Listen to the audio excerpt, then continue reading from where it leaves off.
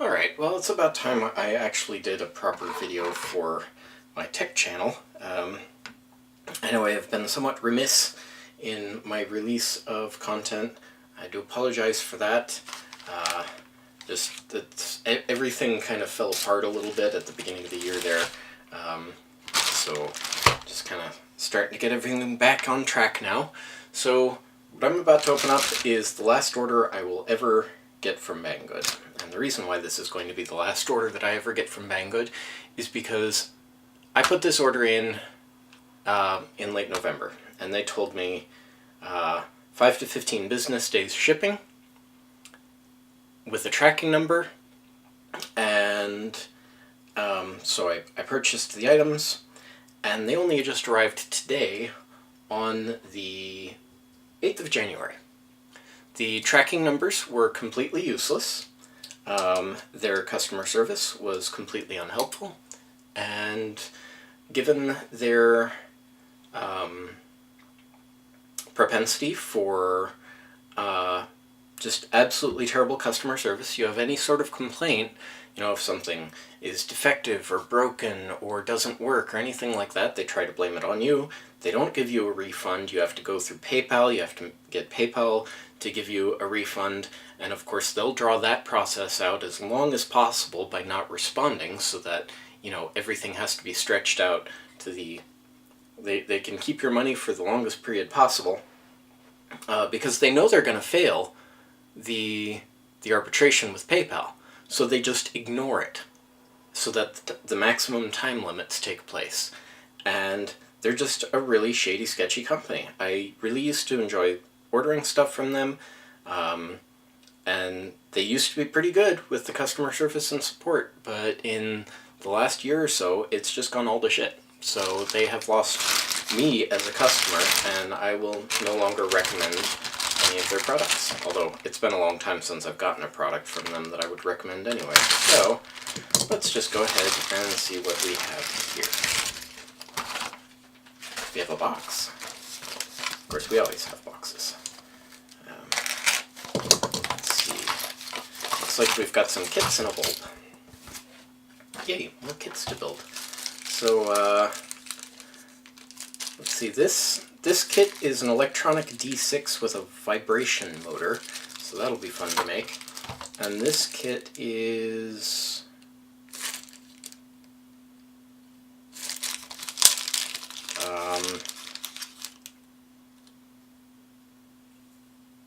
I haven't a clue what this kit is. Well, I guess we'll have to build it and find out later. So there's that, and then this, well, way to go Banggood.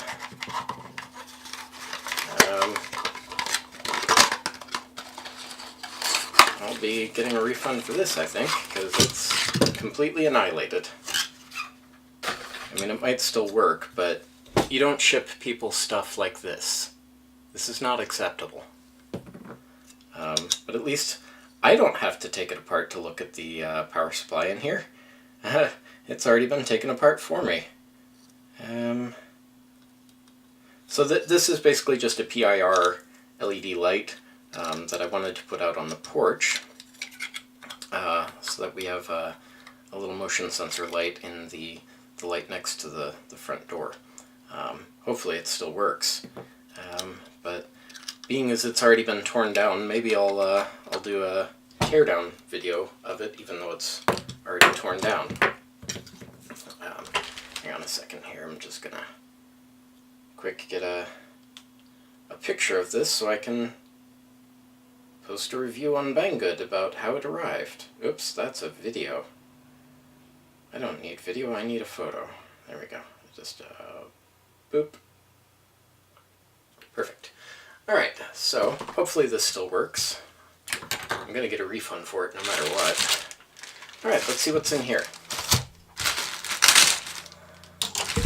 Oop.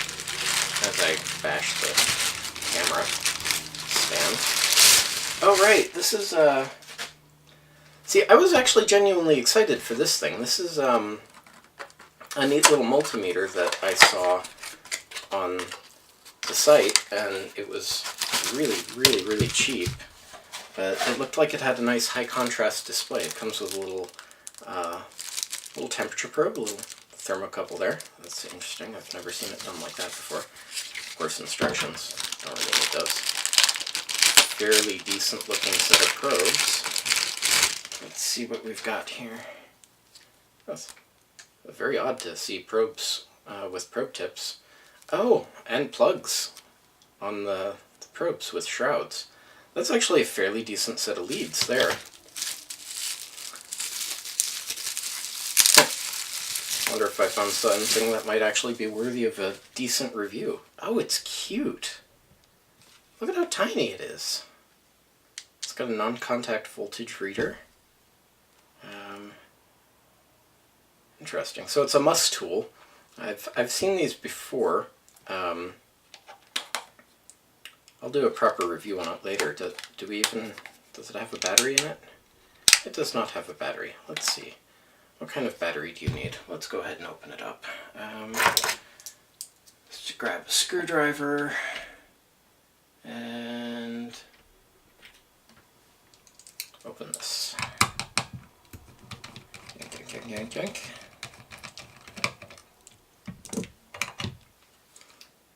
AAAs? The heck? Okay.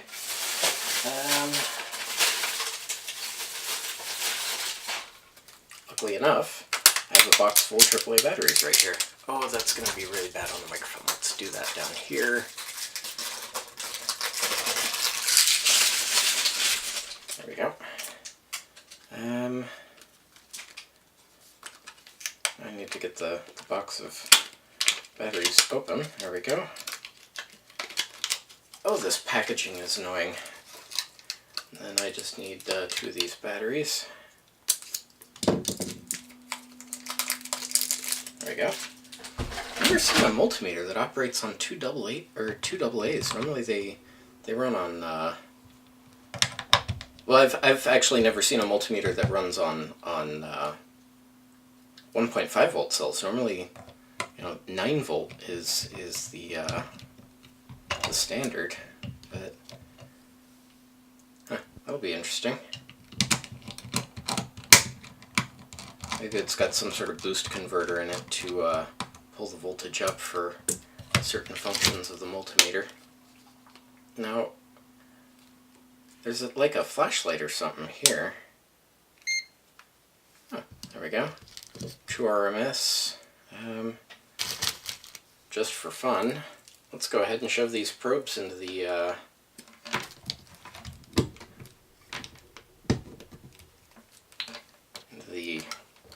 wall socket and see what we get for our true RMS. Ooh, that is a really tight fit. Okay. Of course, they're all tangled up here. Let's get that undone. There we go. And what are we getting? 116.3 volts. Can you guys actually see that? Through the glare and the polarization? Yeah, that works fairly well. Alright, so it's also auto-ranging. Let's go... yeah, let's see what the frequency is in the wall. 59.93, which you guys still can't see because of the glare. Let's see if I can angle this a little bit so you guys can actually see what I'm doing. That's good enough for now. Alright, so the frequency counter works. Let's go ahead and take a voltage reading on a flat 9 volt battery. 6.38. Very strong, like it doesn't wander around, it locks in on a voltage. That's kind of neat. Alright, so now we've got some resistance. Why am I doing a full test on this multimeter? I should just do a proper review video. 21.75 k ohms. This should be a 22 k ohm resistor, so that's fairly good. We've got continuity. I'm going to put something a little bit bigger under this. Continuity. I'll just do this. Oh, no, that's not continuity, that's diode. Do I have a diode somewhere that I can test? Sure. Negative, positive. Yep. Oh, yep. It's definitely a diode tester because we're getting 2.3 volts and the diode lights up. Alrighty. And there's the continuity. Works well enough. Nice loud beeper, that's pretty cool. Oh, and then we've got a separate frequency counter with duty cycle. That's cool. And then we've got DC and AC amps, milliamps, microamps. The heck? It's got a frequency counter? I don't know. Okay, this is... Oh, there we go. It does actually have a backlight, and the backlight works. Why am I doing a full review? I guess I'll just keep going. And then it's got a non-contact voltage detector, which should... Yep. So... Huh. Alright, I will do a more thorough testing of this in an upcoming video. And here's what's so frustrating. This is actually pretty darn decent. You know, if only they had reasonably decent customer service. Like, I'm fairly well impressed with this little multimeter just from initial tests, and it was only 17 bucks. I'm still not going to go back to Banggood, given how terrible the rest of their customer service has been, but yeah, I mean, I'll have to play around with it a little harder just to see what it, you know, it gives the appearance of being quite decent. I'll see how good the calibration is with a high accuracy voltage reference that I'll set up later. But yeah, I'm rather surprised at that. Anyway, so there's the first Postbag video of the year. I have a lot of other Postbag videos that are just caught up in the queue to be edited and uploaded. I'm kind of trying to change the way I do things. I'm trying to do just one continuous cut so I can just upload them straight from the camera instead of doing jump cuts and stuff, because my computer is not powerful enough right now to be constantly editing and rendering videos.